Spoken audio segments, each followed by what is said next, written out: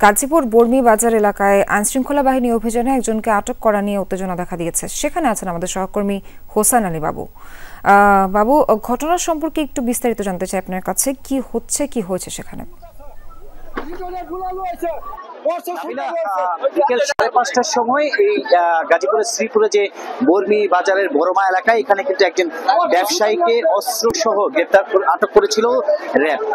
তারা এই ঘটনা শোনার পরেই এলাকার যে স্থানীয় জনতা তারা কিন্তু আসলে র্যাবের গাড়ি তারা এখানে অবরোধ করে রেখেছে। র্যাবের গাড়িতে তারা ভাঙচুর করেছে, এখনো কিন্তু সেই অবরোধ রয়েছে।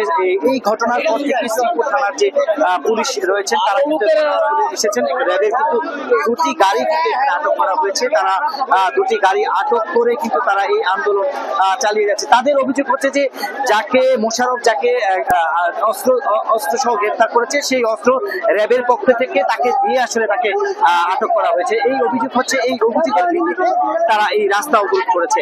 এই যে বর্মি বড়মা যে আঞ্চলিক সড়কটি রয়েছে সেটি আসলে প্রায় ঘন্টা খানিক ধরেই কিন্তু আসলে এই সড়কটি বন্ধ রয়েছে। এই সড়ক দিয়ে কোনো ধরনের যান চলাচল করতে পারছে না কোনো গাড়ি। আপনি দেখতে পাচ্ছেন রাস্তার উপরে গাছ ফেলিয়ে কিন্তু তারা রাস্তা অবরোধ করে রেখেছে। আমরা যদি একটু দেখাতে চাই, এই যে র্যাবের গাড়িটি রয়েছে সেই র্যাবের গাড়িটি কিন্তু অবরোধে রয়েছে। তারা প্রায় 1 ঘন্টার উপরে তারা এই জায়গায় রয়েছেন। তাদের গাড়িতে কিন্তু বিভিন্ন জায়গায় কিন্তু গাড়িতে হামলা চালিয়েছে এবং র্যাবের যারা সদস্য যারা রয়েছে তারা কিন্তু গাড়ির ভেতরে রয়েছে, তারা কিন্তু কোনোভাবেই নামতে পারছে না।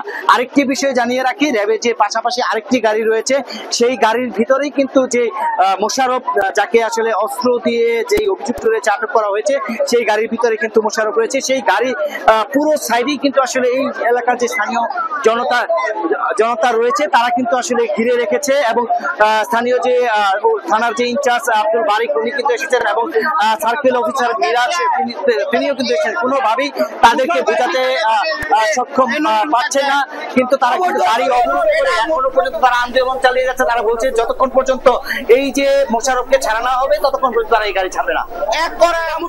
বাবু, ধন্যবাদ।